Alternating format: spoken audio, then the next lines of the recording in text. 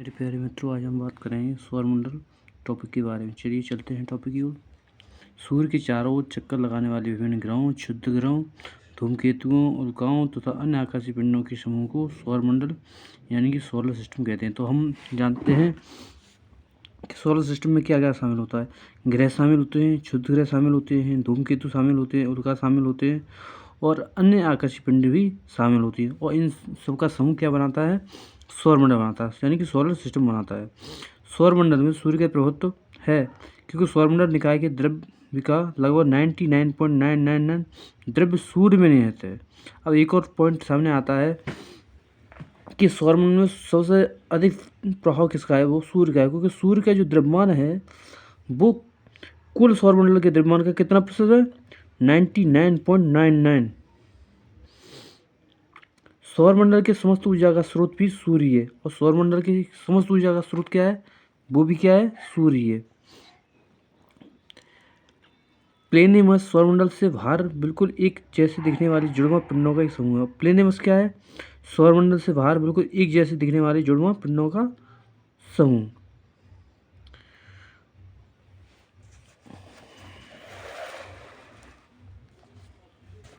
अब आते हैं सूर्य, सन की ओर। सूर्य यानी कि सन सौरमंडल का प्रधान है। सूर्य क्या है? सौरमंडल का प्रधान, यानी मुख्य चीज सौरमंडल में क्या है? वो है सूर्य।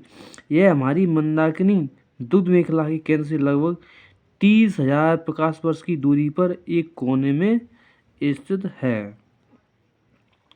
तो ये हमारी मंदाकिनी से के केंद्र से लगभग कितनी दूरी पर स्थित है? 30,000 प्रकाश वर्ष की दूरी पर एक कोने में। हमारी अब इसमें पता चलता है कि हमारी मंदाकिनी का नाम क्या है? दुग्ध मेखला। ये दुग्ध मेखला मंदाकिनी के केंद्र के चारों ओर 250 किलोमीटर पर सेकंड की गति से परिक्रमा कर रहा है।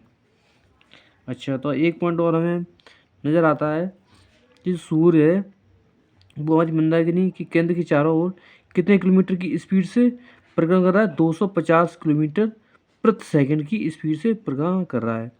इसका परिक्रमण काल यानी दुग्ध मेखला के केंद्र के चारों ओर एक बार घूमने में लगा समय 25 करोड़ यानी कि 250 मिलियन वर्ष है, जिसे ब्रह्मांड वर्ष या कॉस्मोस ईयर कहते हैं। तो कॉस्मोस ईयर क्या है? कि हमारे मंदाकिनी के चार केंद्र के चारों ओर एक बार घूमने में जो समय लगता है वो कितना है? 25 करोड़ वर्ष यानी कि 250 मिलियन वर्ष, जिसे क्या कहते हैं हम? ब्रह्मांड वर्ष भी कहते हैं, यानी कि कॉस्मोस ईयर भी कहते हैं। सूर्य अपने अक्ष पर पूरब से पश्चिम की ओर घूमता है। अच्छा, तो एक और पॉइंट हमें पता मिलता है, सूर्य अपने अक्ष पर किस दिशा में घूमता है? पूरब से पश्चिम की ओर। इसका मध्य भाग 25 दिनों में व ध्रुवीय भाग 35 दिनों में घूर्णन करता है। अच्छा, एक और पॉइंट पता लगता है कि इसका जो मध्य भाग है वो 25 दिनों में घूर्णन करता है और ध्रुवीय भाग 35 दिनों में। सूर्य एक गैसीय गोला है जिसमें हाइड्रोजन 71%, हीलियम 26.5% एवं अन्य तत्व 2.5% होता है। अच्छा, सूर्य क्या है? सूर्य एक गैसीय गोला है, यानी गैस का एक गोला है जिसमें हाइड्रोजन गैस कितनी होती है? 71% होती है। हीलियम गैस कितनी होती है? 26.5% होती है। और अन्य तत्व कितने पाए जाते हैं? 2.5% मात्र। सूर्य का केंद्रीय भाग क्रोड यानी कि कोर कहलाता है, जिसका ताप 1.5 इंटू 10⁻7 डिग्री सेल्सियस होता है तथा सूर्य की भारी सतह का ताप 6000 डिग्री सेल्सियस। अच्छा, एक और बात हमें पता लगती है कि सूर्य के केंद्रीय भाग को हम क्या बोलते हैं? कोर बोलते हैं। इसका तापमान कितना होता है? 1.5 इंटू 10⁻7 डिग्री सेल्सियस।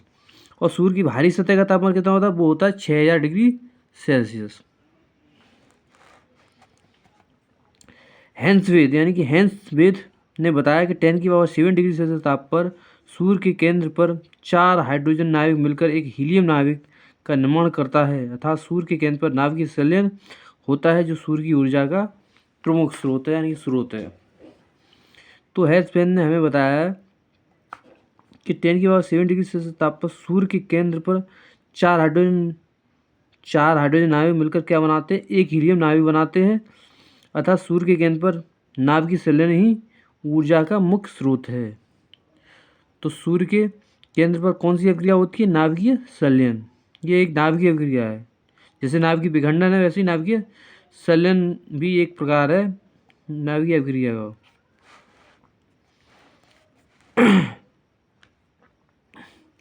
सूर्य की दीप्तिमान सतह को प्रकाशमंडल यानी फोटोस्फीयर कहते हैं। तो सूर्य की दीप्तिमान सतह को क्या बोलते हैं? प्रकाशमंडल यानी कि फोटोस्फीयर। प्रकाशमंडल के किनारे प्रकाशमान नहीं होती क्योंकि सूर्य का वायुमंडल प्रकाश का अवशोषण कर लेता है। इसे वर्णमंडल यानी कि क्रोमोस्फीयर कहता है। यह लाल रंग का होता है। तो प्रकाश के मंडल के किनारे क्या नहीं होते हैं? प्रकाशमान नहीं होते क्योंकि सूर्य का वायुमंडल प्रकाश का क्या कर लेता है? अवशोषण कर लेता है। इसे क्या बोलते हैं? वर्णमंडल कहते हैं। यह किस रंग का होता है? लाल रंग का होता है।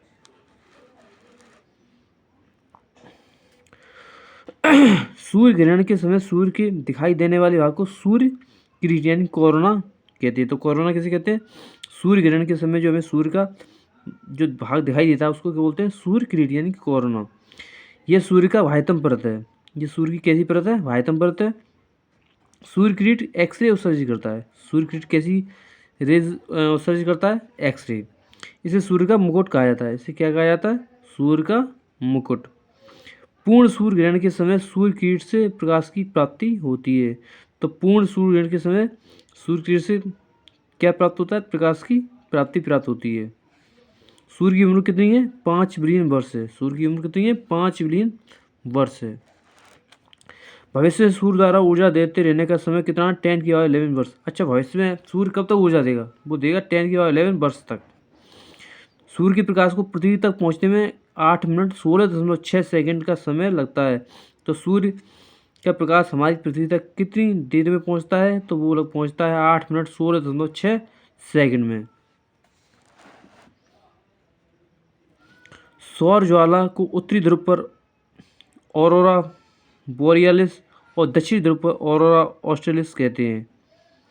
तो सौर ज्वाला को उत्तरी ध्रुव पर क्या कहा जाता है? Aurora borealis. और दक्षिणी ध्रुव पर क्या कहा जाता है? Aurora australis. अब आता है ब्रह्मांड के बारे में हमारा बदलता दृष्टिकोण। ब्रह्मांड के बारे में हमारा कैसा कैसा दृष्टिकोण रहा है। और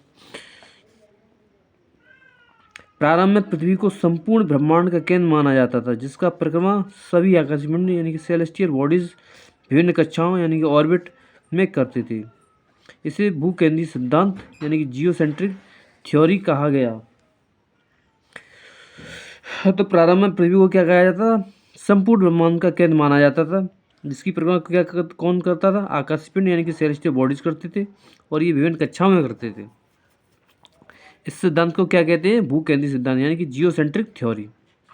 इसका प्रतिपादन मिस्र यूनानी खगोलशास्त्री क्लाडियस टोलेमी ने 140 ईस्वी में किया था। अच्छा, इसका प्रतिपादन किसने किया? खगोलशास्त्री क्लाडियस टोलेमी ने 140 ईस्वी में किया था। इसके बाद पोलैंड के खगोलशास्त्री निकोलस कोपरनिकस ने यह दर्शाया कि सूर्य ब्रह्मांड के केंद्र पर है तथा ग्रह इसकी परिक्रमा करते हैं। अब आए कोपरनिकस, तो उन्होंने क्या बताया कि सूर्य ब्रह्मांड के केंद्र पर है। सूर्य ब्रह्मांड के केंद्र पर है। पहले क्या था? पृथ्वी को ब्रह्मांड का केंद्र बोला था। तो अब क्या बताया कि सूर्य ब्रह्मांड के केंद्र पर है और ग्रह इसकी परिक्रमा करते हैं। अतः सूर्य विश्व या ब्रह्मांड का केंद्र बन गया। तो सूर्य क्या बन गया? ब्रह्मांड के केंद्र बन गया, यानी कि विश्व का केंद्र बन गया। इसे सूर्य केंद्रीय सिद्धांत यानी हेलियोसेंट्रिक थ्योरी कहा गया। अब इस थ्योरी को क्या गया? सूर्य केंद्रीय सिद्धांत यानी कि हेलियोसेंट्रिक थ्योरी। 16वीं शताब्दी में टाइको ब्रे के सहायक जोहानस केपलर ने ग्रही कक्षाओं के नियमों की खोज की, परंतु इसमें भी सूर्य को ब्रह्मांड का केंद्र माना गया। अच्छा, तो 16वीं शताब्दी में टाइको ब्रे के सहायक जोहानस केपलर ने ग्रही कक्षाओं के नियमों की खोज की और इसमें भी सूर्य को ब्रह्मांड का केंद्र माना गया। 20वीं शताब्दी के आरंभ में जाकर हमारी मंदाकिनी दूध मेखला की तस्वीर स्पष्ट हुई। तो 20वीं शताब्दी के आरंभ में क्या हुआ? हमारी मंदाकिनी दूध मेखला की तस्वीर को बारे में स्पष्टता प्राप्त हुई। सूर्य को इस मंदाकिनी की एक सिरे पर अवस्थित पाया गया। तो ऐसा पाया गया कि सूर्य जो है वो हमारी मंदाकिनी की एक सिरे पर स्थित है। इस प्रकार सूर्य को ब्रह्मांड के केंद्र पर होने का गौरव समाप्त हो गया। इस प्रकार सूर्य को जो माना जाता था कि ब्रह्मांड के केंद्र में है, उसकी थ्योरी समाप्त हो गई। केपलर ने सिद्ध किया सूर्य के चारों ओर प्रत्येक नक्षत्र का मार्ग दीर्घवृत्ताकार है। तो केपलर ने क्या सिद्ध किया कि सूर्य के चारों ओर पृथ्वी जो नक्षत्र है वो द्विवृत्ताकार मार्ग में चक्कर लगाता है।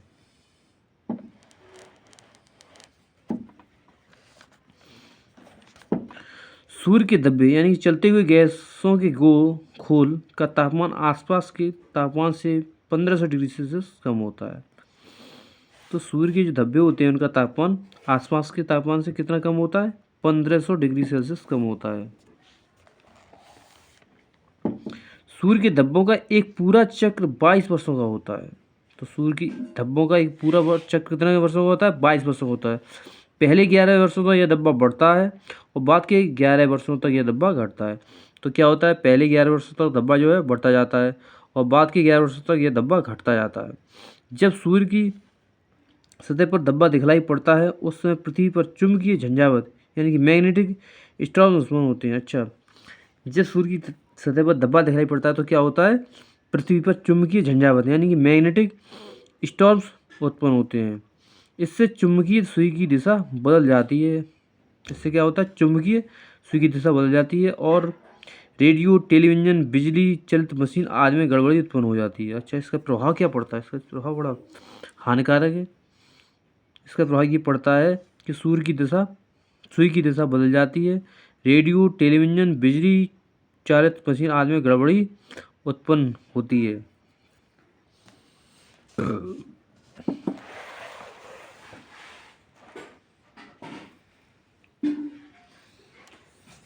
सूर्य का व्यास 13,92,000 किलोमीटर है, जो पृथ्वी के व्यास का लगभग 110 गुना है। तो सूर्य का व्यास कितना है? 13,92,000 किलोमीटर और पृथ्वी के व्यास का कितना गुना है? लगभग 110 गुना। सूर्य हमारी पृथ्वी से 13 लाख गुना बड़ा है और पृथ्वी को सूर्य ताप का 2 अरबवां भाग मिलता है।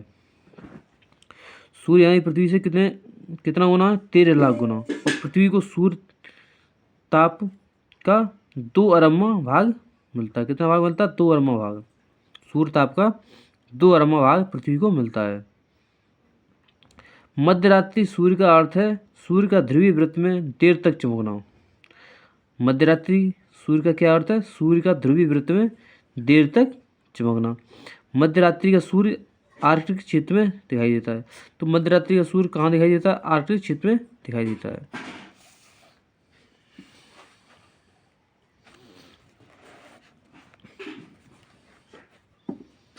अब आते हैं सौरमंडल के टॉपिक पर। अंतर्राष्ट्रीय खगोलशास्त्रीय संघ इंटरनेशनल एस्ट्रोनॉमिकल यूनियन यानी कि IAU की प्राग सम्मेलन 2006 के अनुसार सौरमंडल में मौजूद पिंडों को निम्नलिखित 3 श्रेणियों में बांटा गया। तो अंतर्राष्ट्रीय खगोलशास्त्रीय संघ की प्राग सम्मेलन 2006 के अनुसार सौरमंडल में मौजूद पिंडों को कितने श्रेणियों में बांटा गया? 3 श्रेणियों में बांटा गया। पहली है परंपरागत ग्रह यानी कि बुध, शुक्र, पृथ्वी, मंगल, बृहस्पति, शनि, अरुण एवं वरुण। फिर नंबर 2 आता है बौने ग्रह यानी कि प्लूटो, चेरॉन, सेरस, 2003 यूवी, 313। तीसरा लघु सौरमंडलीय पिंड यानी कि धूमकेतु, उपग्रह एवं अन्य छोटे खगोलीय पिंड। अब आता है टॉपिक ग्रह। ग्रह वे खगोलीय पिंड हैं जो निम्न शर्तों को पूरा करते हों। तो इसके अनुसार ग्रह ऐसे खगोलीय पिंड हैं जो इन शर्तों को पूरा करते हैं। जो शर्तें इस प्रकार हैं: जो सूर्य के चारों ओर परिक्रमा करता हो यानी कि जो सूर्य के चारों ओर क्या करता हो? परिक्रमा करता हो। उसमें पर्याप्त गुरुत्वाकर्षण हो, बल हो जिससे वह गोल स्वरूप ग्रहण कर सके। और उसमें क्या हो? पर्याप्त गुरुत्वाकर्षण बल हो जिससे क्या हो? वह गोल स्वरूप प्राप्त कर ले। नंबर 3, उसके आसपास का क्षेत्र साफ हो यानी उसके आसपास अन्य खगोलीय पिंडों की भीड़भाड़ न हो। अच्छा, अब तीसरा पॉइंट ये कहता है कि उसके पास का क्षेत्र का नाम कैसा हो? साफ, यानी कि अन्य खगोलीय पिंड की भीड़ न हो। ग्रहों की उपयुक्त परिभाषा INU की प्राग सम्मेलन यानी कि अगस्त 2006 ईस्वी में तय की गई है। ग्रह की इस परिभाषा के आधार पर यम प्लूटो को ग्रह की श्रेणी से निकाल दिया गया। तो ग्रह की इस परिभाषा पर जो यम था यानी कि प्लूटो था ग्रह, वो खरा नहीं बैठा, इसलिए इसको ग्रह की श्रेणी से निकाल दिया गया। फलस्वरूप परंपरागत ग्रहों की संख्या 9 से घटकर 8 रहेगी, यानी कि आप ग्रह 9 से घट के कितने रह गए 8। ये हमको बौने ग्रह की श्रेणी में रखा गया है। तो ये हमको कैसे ग्रह की श्रेणी में रखा गया है? बौने ग्रह की श्रेणी में रखा गया है।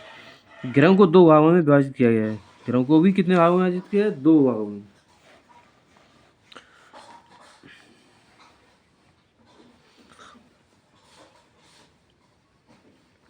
पहला है पार्थिव या आंतरिक ग्रह, यानी कि टेरेस्ट्रियल और इनर प्लैनेट।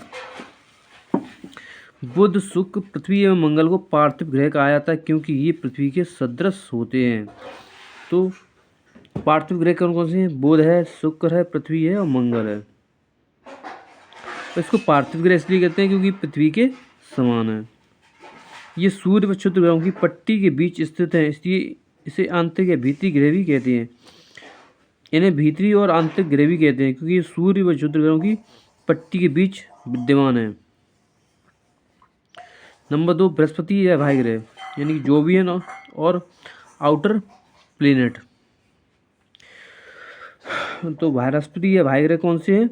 बृहस्पति, शनि, अरुण और वरुण को बृहस्पति ग्रह कहा जाता है। तो बृहस्पति या भाई ग्रह कौन से हैं? बृहस्पति है, शनि है, अरुण है और वरुण है। मंगल, बुध, बृहस्पति, शुक्र एवं शनि, इन 5 ग्रहों को नंगी आंखों से देखा जा सकता है। तो नंगी आंखों से हम किन ग्रहों को देख सकते हैं? एक तो मंगल को देख सकते हैं, दूसरा बुध को, बृहस्पति को, शुक्र को और शनि को। आकार के अनुसार ग्रहों का क्रम, यानी घटते क्रम में। अच्छा, आकार के अनुसार ग्रह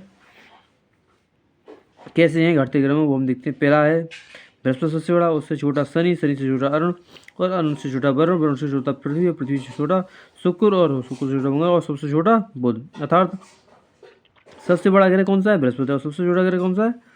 बुध है।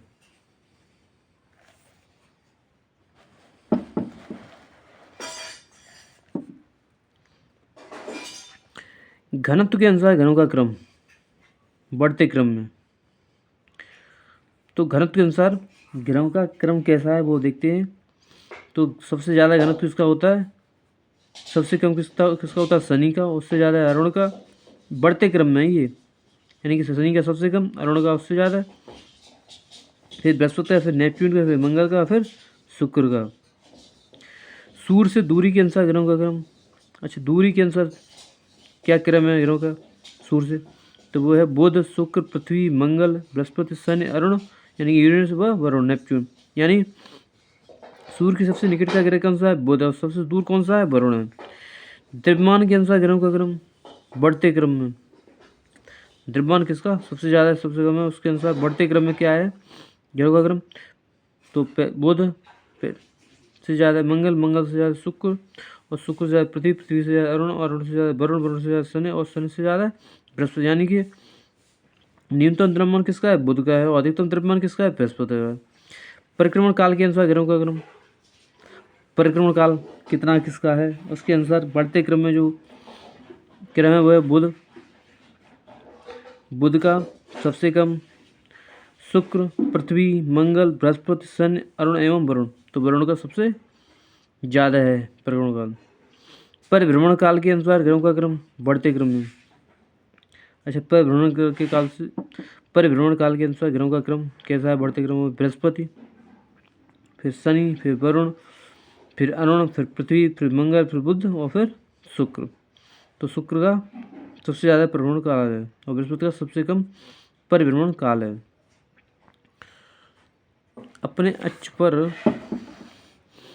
अक्ष पर झुकाव के आधार पर ग्रहों का क्रम बढ़ते क्रम में। तो अपने अक्ष पर कौन कितना झुका है इसमें बढ़ते क्रम में क्या है? तो शुक्र सबसे कम झुका हुआ है, शुक्र से फिर बृहस्पति, फिर बुध, फिर पृथ्वी, फिर मंगल, फिर शनि, फिर वरुण और फिर अरुण। शुक्र एवं अरुण को छोड़कर अन्य सभी ग्रहों का घूर्णन एवं परिक्रमण की दिशा एक ही है। यानी कि शुक्र और अरुण को अगर हम छोड़ दें तो सभी ग्रहों का घूर्णन और परिक्रमण एक ही है। शुक्र और अरुण के घूर्णन की दिशा पूर्व से पश्चिम। शुक्र और अरुण के घूर्णन की दिशा कितनी कैसी है? पूर्व से पश्चिम, यानी कि क्लॉकवाइज। जबकि अन्य सभी ग्रहों की घूर्णन की दिशा कितनी है? पश्चिम से पूर्व, यानी एंटी क्लॉकवाइज।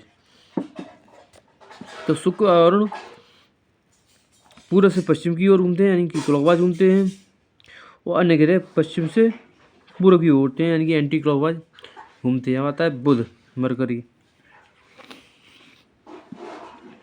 यह सूर्य का सबसे नज़दीकी ग्रह है जो सूर्य के निकलने के 2 घंटा पहले दिखाई पड़ता है।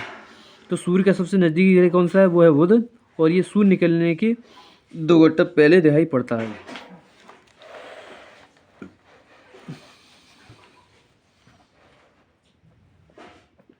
यह सबसे छोटा व सबसे हल्का ग्रह है। तो बुध ही सबसे छोटा ग्रह है और सबसे हल्का ग्रह भी है। इसके पास कोई उपग्रह नहीं है, तो बुध का कोई उपग्रह तो है नहीं। इसका सबसे विशिष्ट गुण है इसमें चुंबकीय क्षेत्र का होना। तो इसका सबसे विशिष्ट गुण है कि इसमें चुंबकीय क्षेत्र पाया जाता है। किस पर? बुध पर। यह सूर्य की प्रकाश सबसे कम समय में पूरी करता है, अर्थात यह सौरमंडल का सर्वाधिक कच्ची गति वाला ग्रह है। तो सूर्य की प्रकाश सबसे कम समय में कौन पूरी करता है? वो करता है बुध। तो ये सौरमंडल का सर्वाधिक कच्ची गति वाला ग्रह है। यहाँ दिन अति गर्म व रातें बर्फीली होती हैं। तो यहाँ पर जो दिन होते हैं बहुत ज़्यादा गर्मी वाले होते हैं और जो रातें हैं बहुत ज़्यादा बर्फीली वाली होती हैं, ठंड वाली होती हैं। इसका तापांतर सभी ग्रहों में सबसे अधिक 600 डिग्री सेल्सियस है। इसका तापांतर सभी ग्रहों में सबसे अधिक कितना है? तापांतर 600 डिग्री सेल्सियस। इसका तापमान रात में -133 डिग्री सेल्सियस व दिन में 427 डिग्री सेल्सियस हो जाता है। तो इसके तापमान जो रात में वो कितना होता है? -173 डिग्री सेल्सियस, और दिन में कितना होता है? 427 डिग्री सेल्सियस। नेक्स्ट शुक्र यानी कि वीनस, यह पृथ्वी का निकटतम सबसे चमकीला और सबसे गर्म ग्रह है। तो पृथ्वी का सबसे निकटतम ग्रह कौन सा है? वो है शुक्र, और सबसे चमकीला ग्रह है वो भी शुक्र, और सबसे गर्म ग्रह का कौन सा है? वो भी शुक्र है। इसे सांझ का तारा या भोर का तारा कहा जाता है। इसको हम सांझ का तारा या भोर का तारा भी कहते हैं, क्योंकि यह शाम में पश्चिम दिशा में तथा सुबह में पूर्व की दिशा में आकाश में दिखाई पड़ता है। शाम को कहाँ दिखाई पड़ता है? पश्चिम दिशा में, और सुबह कहाँ दिखाई पड़ता है? पूर्व की दिशा में। ये अन्य ग्रहों के विपरीत दक्षिणावर्त क्लॉकवाइज चक्रण करता है। तो ये अन्य ग्रहों के विपरीत चक्रण करता है, यानी दक्षिणावर्त यानी क्लॉकवाइज करता है। और अन्य सभी ग्रह किस में करते हैं? एंटी क्लॉकवाइज, पश्चिम से पूर्व की ओर। इसे पृथ्वी का भगनी ग्रह कहते हैं। इसको पृथ्वी का भगनी ग्रह भी कहते हैं। ये घनत्व, आकार और व्यास में पृथ्वी के समान है। ये घनत्व, आकार और व्यास में पृथ्वी के जैसा ही है। इसके पास कोई उपग्रह नहीं है। तो शुक्र के पास भी कोई उपग्रह नहीं है।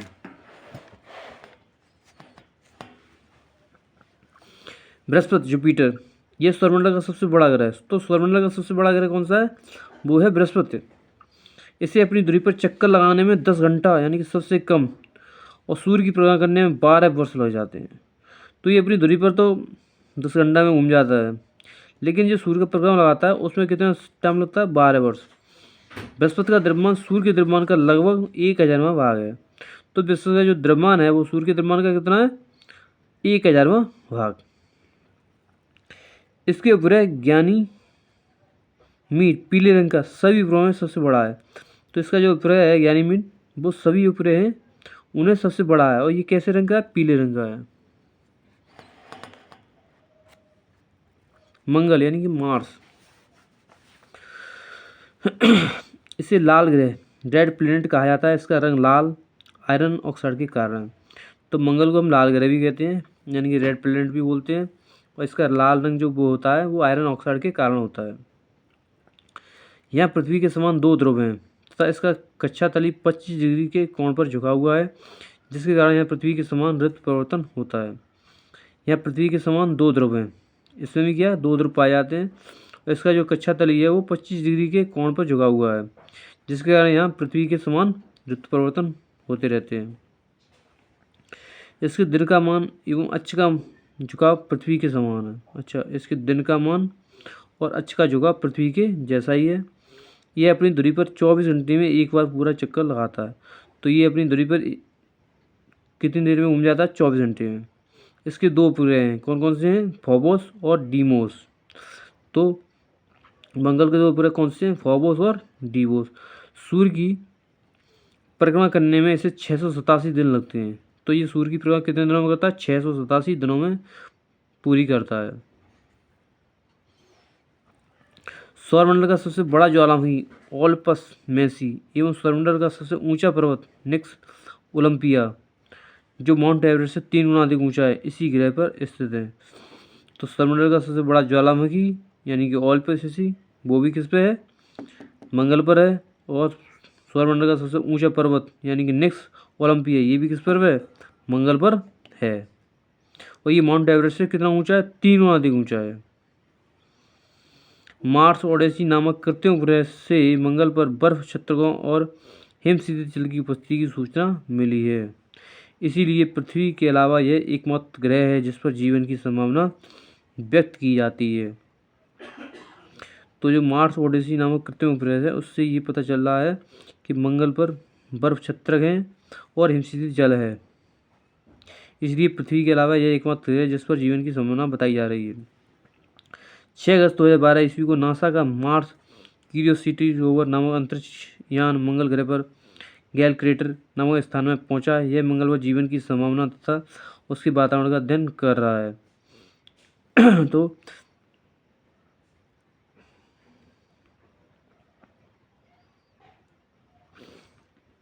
भारतीय अंतरिक्ष अनुसंधान संस्थान इसरो ने अपना Mangalyaan Mars orbit mission MOM 5 नवंबर 2013 को श्रीहरिकोटा आंध्र प्रदेश से ध्रुवीय अंतरिक्ष प्रक्षेपण यान PSLV-C-25 से प्रक्षेपित किया।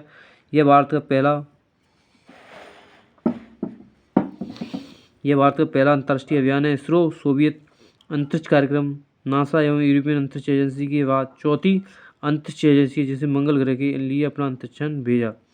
नेक्स्ट है शनि सैटर्न, यह आकार में दूसरा सबसे बड़ा ग्रह है। तो जो शनि है वो आकार में दूसरा सबसे बड़ा ग्रह है। इसकी विशेषता है कि इसके तल के चारों ओर वलय का होना, यानी कि मोटे प्रकाश वाली कुंडली। इसकी विशेषता क्या है कि इसके तल के चारों ओर वलय हैं। वलय की संख्या 7 है। वलय कितने हैं, 7 हैं। यह आकाश में पीले तारे के समान दिखाई पड़ता है। अच्छा, शनि आकाश में कैसा दिखाई देता है, पीले रंग का दिखाई देता है, पीले तारे की तरह दिखाई देता है। इसका घनत्व तो सभी ग्रहों एवं जल से भी कम है, यानी इसे जल में रखने पर तैरने लगा। इसका जो घनत्व है वो सभी ग्रहों और जल से भी कम है। तो ये अगर जल में रखा जाए तो इसकी जल पर के साथ तैरने लगेगा।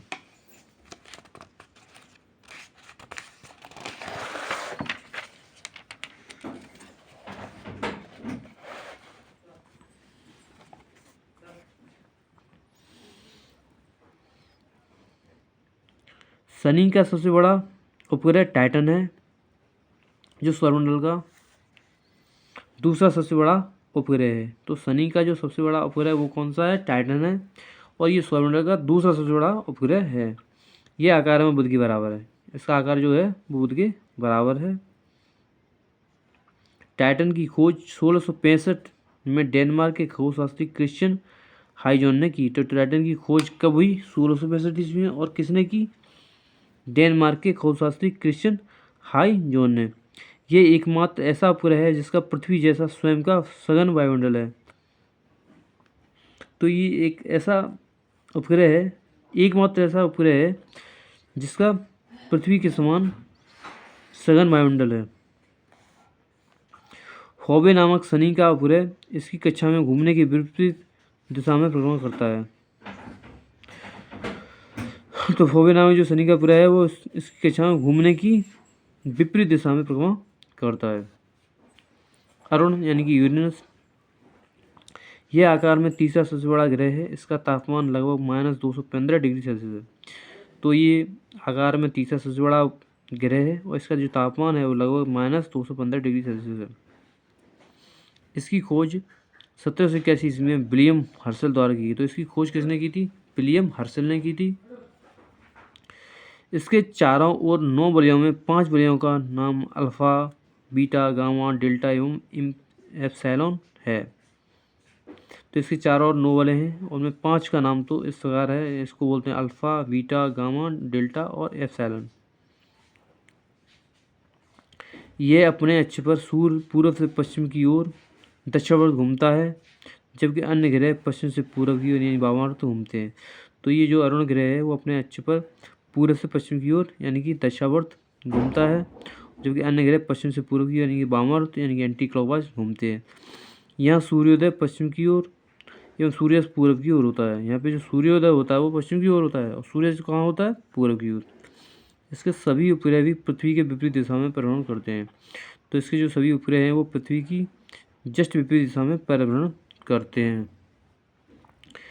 यह अपनी दूरी पर सूर्य की ओर इतना झुका हुआ है कि लेटा हुआ सा दिखाई पड़ता है, इसलिए लेटा हुआ ग्रह कहा जाता है। इसको लेटा हुआ ग्रह इसलिए बोलते हैं क्योंकि ये अपनी दूरी पर सूर्य की ओर इतना झुका हुआ है कि लेटा सा दिखाई पड़ता है।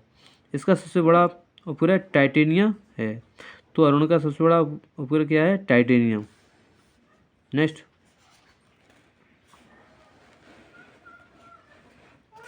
वरुण नेपच्यून। इसकी खोज 1846 ईस्वी में जर्मन खगोलज्ञ जोहान गाले ने की है। तो वरुण की खोज किसने की है? खगोलज्ञ जोहान गाले ने। नई खगोलीय व्यवस्था में यह सूर्य के सबसे दूर स्थित ग्रह है। तो जो नई परिपाटी है उसके अकॉर्डिंग ये सबसे दूर स्थित ग्रह है। किससे? सूर्य से। ये सूर्य से सबसे दूरी पर है। ये हरे रंग का ग्रह है, यानी ये हरे रंग के प्रकाश को उत्सर्जित करता है।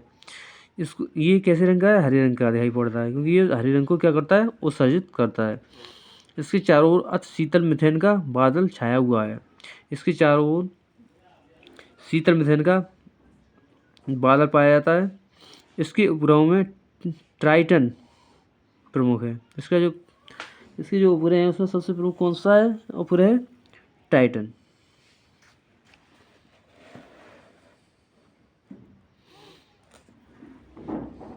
पृथ्वी यानी कि अर्थ। पृथ्वी आकार में पांचवा सबसे बड़ा ग्रह है। तो आकार में पांचवा सबसे बड़ा ग्रह है। पृथ्वी का अक्ष उसके कक्ष तल पर बने लंब से 23.5 डिग्री झुका हुआ है। तो पृथ्वी का जो अक्ष है वो उसके कक्ष तल पर बने लंब से कितना झुका हुआ है? 23.5 डिग्री। दूसरे शब्द में पृथ्वी का अक्ष पृथ्वी की कक्षा तल से 66.5 डिग्री का कोण बनाता है। दूसरे शब्दों में जो पृथ्वी का अक्ष है वो पृथ्वी की कक्षा तल से कितना कोण बनाता है? 66.5 डिग्री। तो इस तरह से ये फिगर है। ये दक्षिण ध्रुव है, ये पृथ्वी का उत्तरी ध्रुव है। यहाँ से ये एंगल 66.5 डिग्री है। ये पृथ्वी का कक्षा तल है। ये 23.5 डिग्री है इतना। ये कर्क व्रत, ये विषुववृत्त व्रत और ये मकर व्रत, और ये पृथ्वी के कक्ष तल पर लंब है।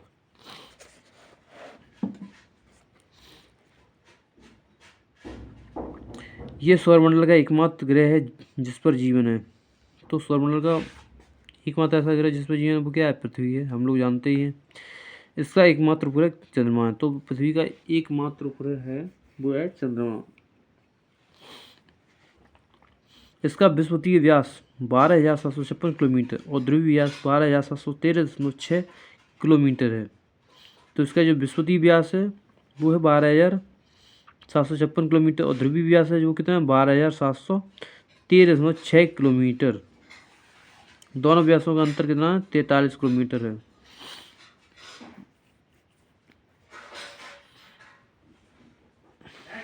पृथ्वी का औसत व्यास 12,742 किलोमीटर है। तो पृथ्वी का औसत व्यास कितना है? 12,742 किलोमीटर। इसकी गणना सर्वप्रथम इरेस्टोस्थनीज ने की। जिसकी सर्वप्रथम गणना किसने की? इरेस्टोस्थनीज ने।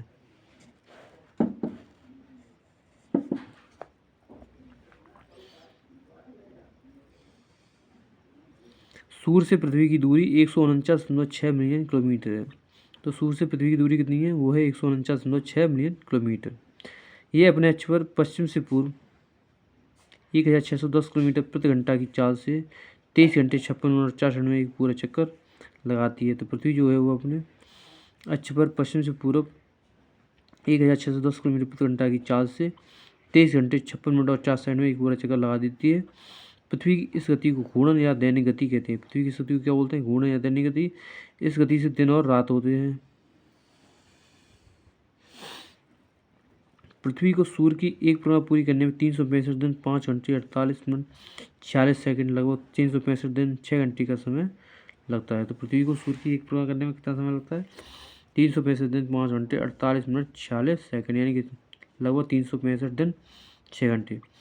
इस समयावधि के दौरान परिक्रमा पूरी करने में पृथ्वी का माध्य वेग लगभग 30 किलोमीटर पर सेकंड यानी 29.8 किलोमीटर सेकंड होता है।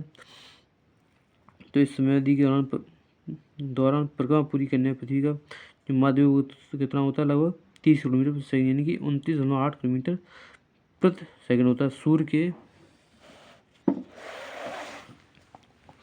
सूर्य के चतुर्दिक पृथ्वी के इस परिक्रमा को पृथ्वी की वार्षिक गति अथवा परिक्रमण, इसको क्या बोलते हैं, परिक्रमण बोलते हैं, यानी कि वार्षिक गति बोलते हैं। पृथ्वी को सूर्य की एक परिक्रमा करने में लगे समय को सौर वर्ष कहा जाता है। तो पृथ्वी को सूर्य की एक परिक्रमा करने में लगे समय को क्या बोलते हैं, सौर वर्ष कहा जाता है। प्रत्येक सौर वर्ष कैलेंडर वर्ष से लगभग 6 घंटा बढ़ जाता है, जिसे हर चौथे वर्ष में लीप वर्ष बनाकर समायोजित किया जाता है। प्रत्येक सौर वर्ष कैलेंडर वर्ष से लगभग 6 घंटा बढ़ जाता है, जिसे हर चौथे वर्ष में लीप वर्ष बनाकर समायोजित किया जाता है। लीप वर्ष 366 दिन का होता है, जिसके कारण फरवरी माह में 28 के स्थान पर 29 दिन होते हैं। तो लीप वर्ष 366 दिन का होता है, जिसके कारण फरवरी माह में 28 के स्थान पर 29 दिन होते हैं। पृथ्वी पर ऋतु परिवर्तन इसकी अक्ष पर झुके होने के कारण व सूर्य के सापेक्ष इसकी स्थिति में परिवर्तन यानी कि वार्षिक गति के कारण होती है। तो पृथ्वी पर ऋतु परिवर्तन किसके कारण होते हैं, अक्ष पर झुके होने के कारण व सूर्य के सापेक्ष इसकी स्थिति में परिवर्तन के कारण। वार्षिक गति के कारण ही पृथ्वी पर दिन रात छोटा बड़ा होता है। तो वार्षिक गति ही उत्तरदायी है पृथ्वी पर दिन रात छोटा बड़ा होने के लिए।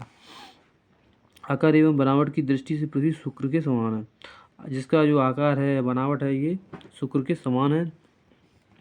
जल की उपस्थिति के कारण इसे नीला ग्रह भी कहते हैं। इस पर जल उपस्थित इसलिए इसे नीला ग्रह भी बोलते हैं। सूर्य के बाद पृथ्वी के सबसे निकट का तारा प्रॉक्सिमा सेंचुरी है। सूर्य के अलावा जो पृथ्वी का सबसे निकटतम तारा है वो है प्रॉक्सिमा सेंचुरी, जो अल्फा सेंचुरी समूह का एक तारा है। यह पृथ्वी से 4.22 प्रकाश वर्ष दूर है। 24 अगस्त 2006 ईस्वी को अंतर्राष्ट्रीय खगोल विज्ञानी संघ यानी कि IAU की प्राग चेक गणराज्य बैठक में खगोल विज्ञानियों ने प्लूटो का ग्रह होने का दर्जा खत्म कर दिया, क्योंकि इसकी कक्षा वृत्ताकार नहीं है और यह वरुण ग्रह की कक्षा से होकर गुजरती है। नई खगोलीय व्यवस्था में प्लूटो को पौने ग्रहों की श्रेणी में रखा गया है। यह सूर्य का भी निकटतम तारा है। साइरस या डॉग स्टार पृथ्वी से 9 प्रकाश वर्ष दूर स्थित है एवं सूर्य से दोगुने डिम्बन वाला तारा है। तो जो साइरस है यानी कि डॉग स्टार, ये पृथ्वी से कितना दूर है, 9 प्रकाश वर्ष दूर, और सूर्य से इसका जो द्रव्यमान है वो दुगना है। यह रात्रि में दिखाई देने वाला सर्वाधिक चमकीला तारा है। तो ये रात्रि में बहुत ज़्यादा चमकीला दिखाई पड़ता है और सबसे चमकदार तारा है। चंद्रमा यानी कि मून।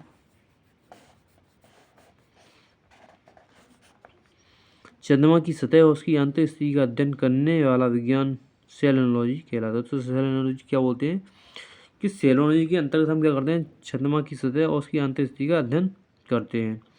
चंद्रमा पर धूल के मैदान को शांति सागर कहते हैं। तो जो चंद्रमा पर जो धूल के मैदान है उसको क्या बोलते हैं, शांति सागर। यह चंद्रमा का पिछला भाग है जो अंधकारमय होता है। ये चंद्रमा का कैसा भाग है, पीछे वाला भाग है और ये अंधकारमय है।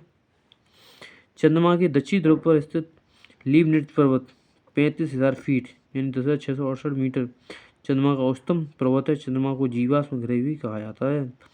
तो चंद्रमा के जो दक्षिणी ध्रुव पर स्थित लीबनिट्ज पर्वत है वो चंद्रमा का सबसे उच्चतम पर्वत है और ये कितना ऊंचा है, 35,000 फीट यानी कि 10,668 मीटर। चंद्रमा को हम जीवाश्म ग्रह भी बोलते हैं।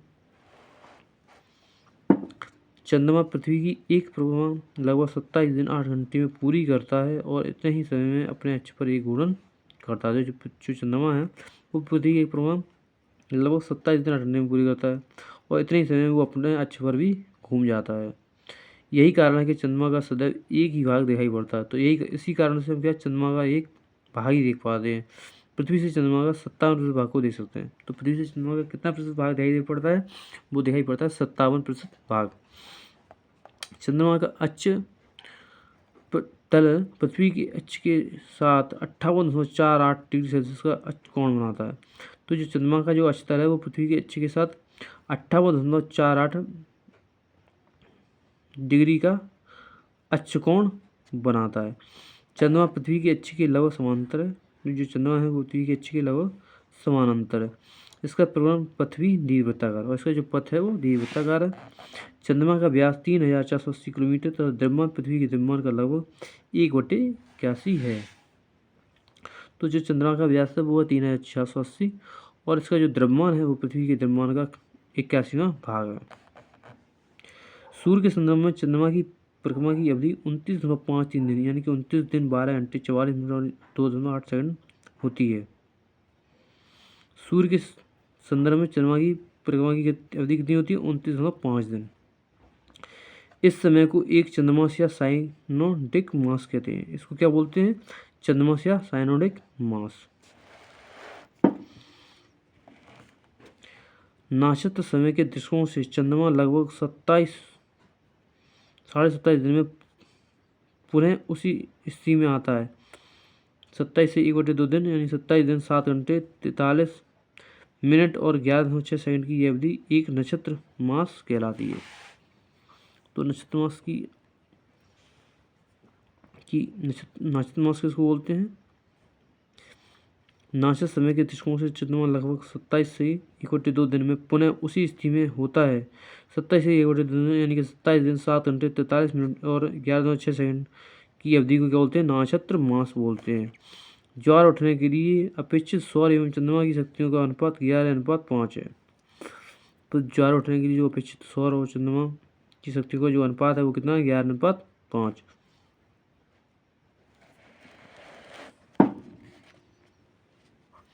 अपोलो की अंतरिक्ष यात्रियों द्वारा लाए गए चट्टानों से पता चला है कि चंद्रमा भी उतना ही पुराना है जितना पृथ्वी यानी कि 460 करोड़ वर्ष। इन चट्टानों में टाइटेनियम अधिक मात्रा में है।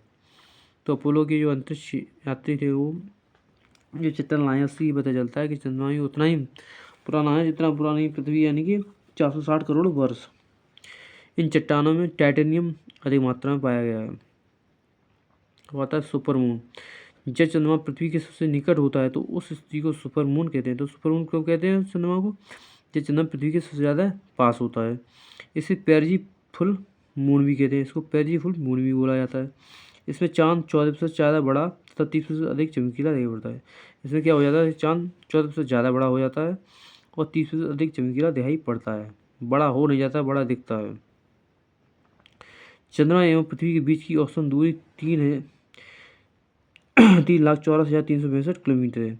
तो चंद्रमा और पृथ्वी के बीच की औसत दूरी कितनी है? 3,64,365 किलोमीटर।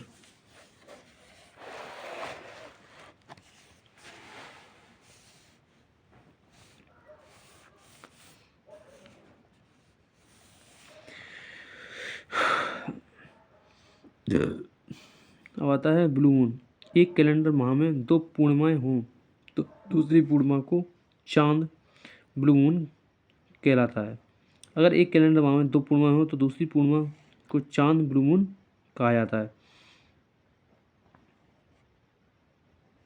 इसका मुख्य कारण 2 पूर्णिमाओं के बीच अंतराल 31 दिनों से कम होता है। इसका मुख्य कारण क्या होता है? 2 पूर्णिमाओं के बीच का जो अंतराल होता है वो 31 दिनों से क्या होता है? कम होता है।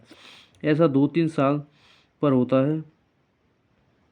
अगर 2022 ईस्वी में 2 पूर्णिमा 31 अगस्त देखी गई। इनमें से 31 अगस्त की पूर्णिमा को ब्लू मून कहा गया। जब किसी वर्ष विशेष में 2 या अधिक माह ब्लू मून के होते हैं मून ईयर कहा जाता है। अगर किसी वर्ष विशेष में 2 या अधिक माह ब्लू मून के हो जाएं तो इसे मून ईयर कहा जाएगा। वर्ष 2018 ईस्वी ब्लू मून ईयर होगा।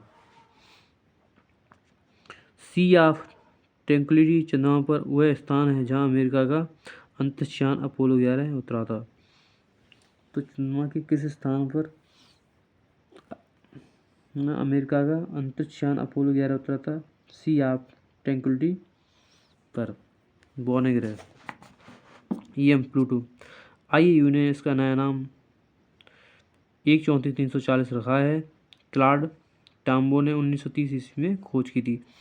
अगस्त 2006 ईस्वी की आईएयू की प्राग सम्मेलन में ग्रह कहलाने के मापदंड पर खरे नहीं उतरने के कारण एम को ग्रह की श्रेणी से अलग कर बौने ग्रह की श्रेणी में रखा गया। तो इसको बौने ग्रह की श्रेणी में रखा गया। किसको? एम को ग्रह की श्रेणी से निकाल जाने का कारण है, पहला कारण है आकार में चंद्रमा से छोटा होना। इसका जो आकार है वो चंद्रमा से छोटा है। दूसरा इसका कारण है इसकी कक्षा का वृत्ताकार नहीं होना, तो इसकी कक्षा जो है वो वृत्ताकार नहीं है। नंबर 3, वरुण की कक्षा को काटना, और ये वरुण की कक्षा को काटता भी है। तो इन 3 कारणों की वजह से इसको ग्रह की श्रेणी से निकालकर बौने ग्रह की श्रेणी में रख दिया गया। अब आता सेरस, इसकी खोज इटली के खगोलशास्त्री पियाजी ने किया था। तो जो सेरस की खोज किसने की थी? इटली के खगोलशास्त्री पियाजी ने की थी। IAU की नई परिभाषा के अनुसार इसे बौने ग्रह की श्रेणी में रखा गया है। तो सेरस को बौने ग्रह की श्रेणी में रखा गया है। इसे संख्या 1 से जाना जाएगा, इसको संख्या 1 से जाना जाएगा। इसका व्यास बुध के व्यास का 1/5 भाग है। तो इसका जो व्यास है वो बुध के व्यास का 5वां भाग है। अन्य बौने ग्रह हैं चेरोन और 2003, UV 3313, इरिस।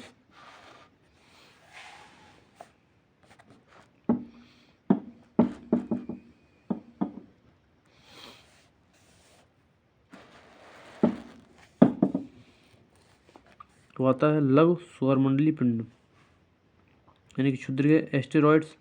मंगल एवं बृहस्पति ग्रह की कक्षाओं के बीच कुछ छोटे छोटे आकाशीय पिंड हैं जो सूर्य की परिक्रमा कर रहे हैं, उसे क्षुद्र ग्रह कहते हैं। तो क्षुद्र ग्रह किसे कहते हैं?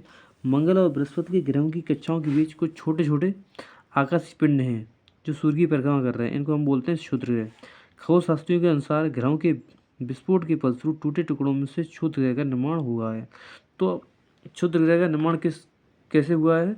ग्रहों के विस्फोट के फलस्वरूप टूटे टुकड़ों से ग्रहों का विस्फोट हुआ और उससे छोटे जो टूटे टुकड़े बने उनसे क्षुद्र ग्रह का निर्माण हुआ। क्षुद्र ग्रह जब पृथ्वी से टकराता है तो पृथ्वी के पृष्ठ पर विशाल गर्त लोनार झील महाराष्ट्र बनता है। क्षुद्र ग्रह जब पृथ्वी से टकराता है तो क्या पृथ्वी के पृष्ठ पर क्या बनता है? विशाल गर्त। फॉरवेस्टा एकमात्र क्षुद्र ग्रह है जिसे नंगी आंखों से देखा जा सकता है। तो नंगी आंखों से कौन से क्षुद्र ग्रह को हम देख सकते हैं? वो एकमात्र ही है, फॉरवेस्टा। अब आता है धूमकेतु यानी कॉमेट।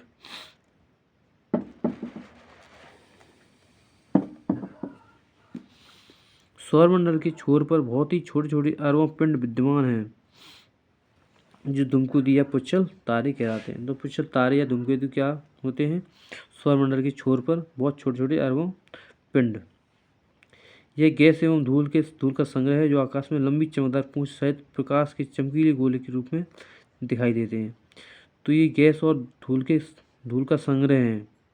ये गैस और धूल के संग्रह हैं जो आकाश में लंबी चमकदार पूंछ सहित प्रकाश के चमकीले गोले के रूप में दिखाई देते हैं।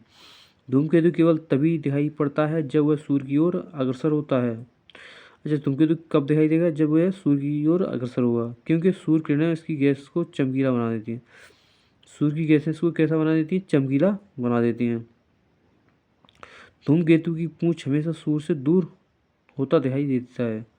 धूमकेतु की पूंछ हमेशा सूर्य से दूर होता दिखाई देता है। तो धूमकेतु की पूंछ है वो सूर्य से हमेशा दूर होता दिखाई देता है। हेले नामक धूमकेतु का परिभ्रमण काल 76 वर्ष है।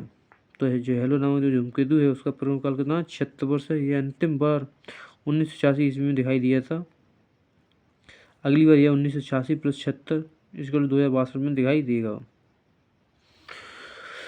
तो हेले नामक धूमकेतु का परिभ्रमण काल कितना? 76 वर्ष।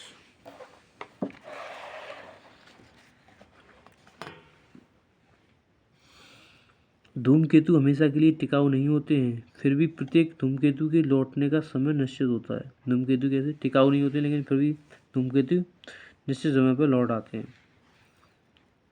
उल्का मेटेओर्स। उल्काएं प्रकाश की चमकीली धारी के रूप में देखते हैं जो आकाश में क्षण भर के लिए दमकती हैं और लुप्त हो जाती हैं। उल्का क्या होती हैं? प्रकाश की चमकीली धारी के रूप में देखते हैं जो आकाश में क्षण भर के लिए चमकती हैं और लुप्त हो जाती हैं।